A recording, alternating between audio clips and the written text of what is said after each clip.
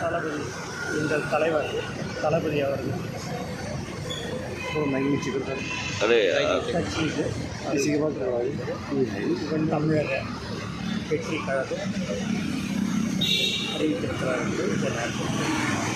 என்று எப்போ எந்த தேர்தல் எல்லாமே வந்து தலைவர் இல்லை சார், தலைவர் வந்து எல்லாமே அதில் வந்து அந்த அறிக்கையில் எல்லாமே வந்து மென்ஷன் பண்ணியிருக்கிறாரு. அது நீங்கள் சார் ப்ளீஸ் சேஃப்டி